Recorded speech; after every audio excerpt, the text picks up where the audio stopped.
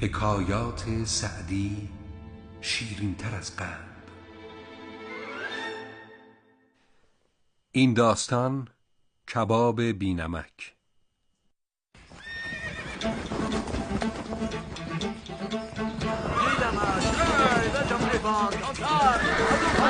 نشونه گیری کنید.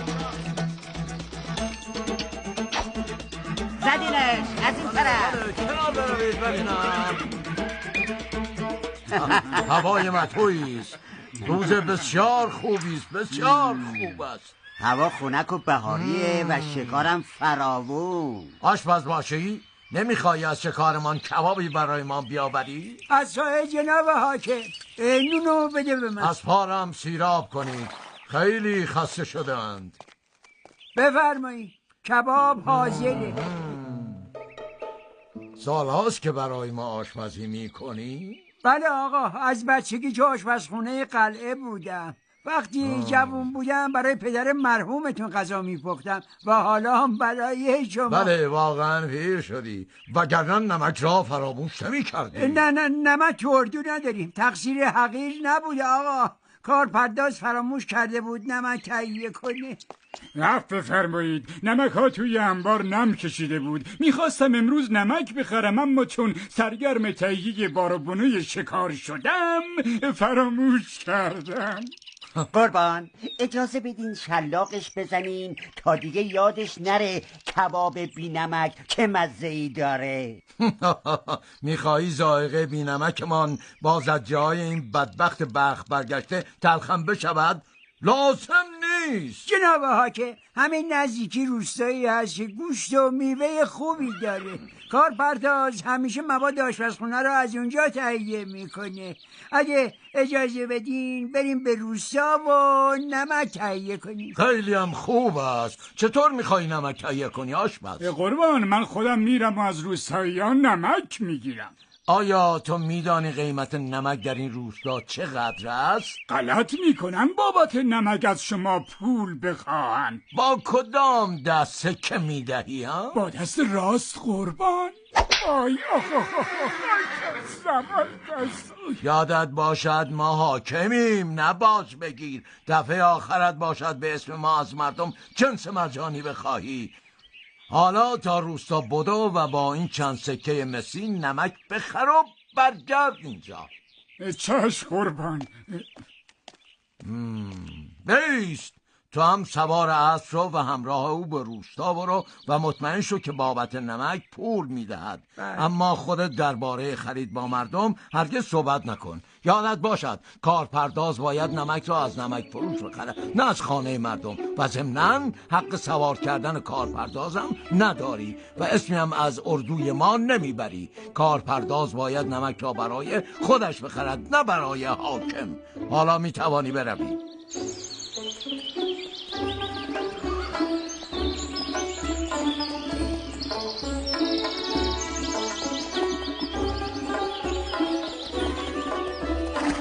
حالا بیشتر راه رو اومدیم، روستا نزدیک. بجام تندتر را بیا که زودتر باید برگردیم. خسته شدم، کسی که ما رو نمیبینه. بذار سوار اسب بشم. نمیشه، حاکم گفته باید پیاده بری و برگردی. اینا رسیدیم. تو هم اینجا وایسا تا من برم نمک بخرم و برگردم. کجا وایسا؟ من نمیتونم بذارم تو تنها بری. دستوری. آخه یه مشکلی هست. آخه اینا همیشه منو سوار اسب دیدن، کلی ازم میترسن. با هم بریم و من پیاده باشم آبروم میره. به اندازه کافی با نمک نخریدنت منو بی‌اعتبار کردی. دیگه بسه، هر کاری که حاکم گفته انجام میدی. را بیا، تو جلوتر برو ببینم. سلام دوستان.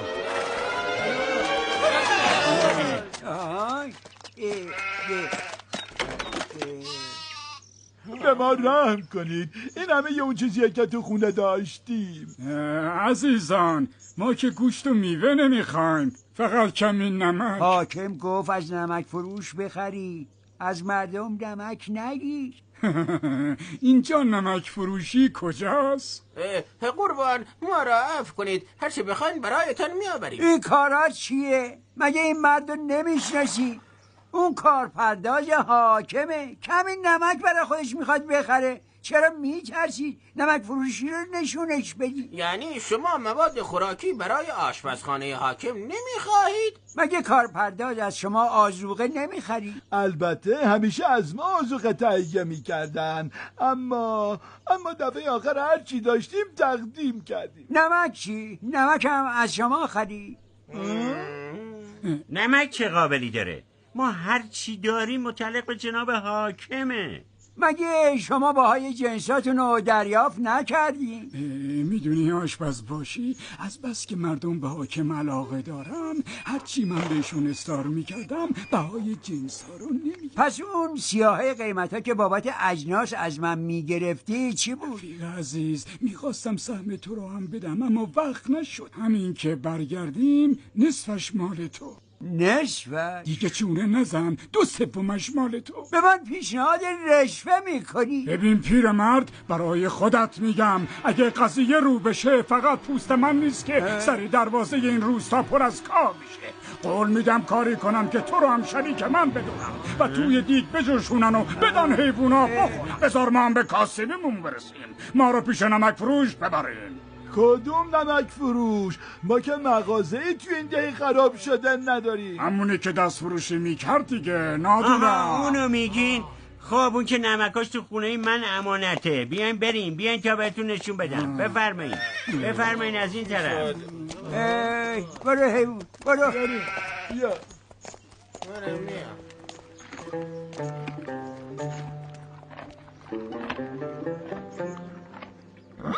این هم بقیه پول قربان. هر یک من نمک چقدر بود؟ 3 شال. نمک را از نمک فروش خریدی؟ بله، از نمک فروش. آشپز باشی تو هم دیدی؟ بله دیدم قربان. بسیار خوب بسیار خوب. خب وزن این نمک چقدره؟ رب، نه نیم، نه 1 چارک قربان. تو که کار پردازی باید بهتر بدونی که این از 1 چارکم کمتره. قربان من 1 چارک خریدم، شاید قپانش خراب بوده. بابت این 1 بسته چقدر پول دادی؟ نمیدونم. نه چرا، بابت این 1 چارک 1 شاهی از ما گرفت. گران گرفته. قربان ما به اون انعام تو را فرستادم که کارپرداز مثل مردم عادی خرید کند، رفتی ادای پادشاهان را در آوردی؟ به کجا قربان؟ میروم به روستا، میخواهم نمک فروش گران فروش را به سزای اعمالش قربان بفرمایید، حتما گرون خریده که گرون فروخته. قربان به سرتون قسم ما به اون انعام دادیم. چرا بهش انعام دادی؟ آخه قربان خیلی فقیر بود. جمعیت روستا چند نفره؟ خیلی کمه قربان، روی هم 100 نفر نمیشن. تو که اهل دخل و خرجی، بگو ببینم در پایتختمان چند تا نمک فروش دارین؟ 1 قربان. پس کدام احمقی توی یک روستای 100 نفره نمک فروشی بازی امان بدین قربان، امان بدین، حقیقت رو میگم، منو عفو کنین، فریب این کارپرداز ناجوان مرد خوردم.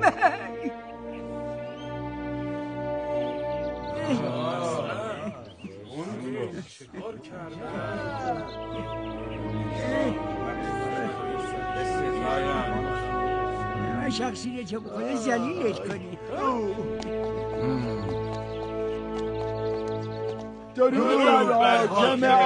درود بر شما زحمت کشان، سیاهه آذوقه هایی که رایگان به نام ما به این کارپرداز خیانتکار دادید نوشته اید؟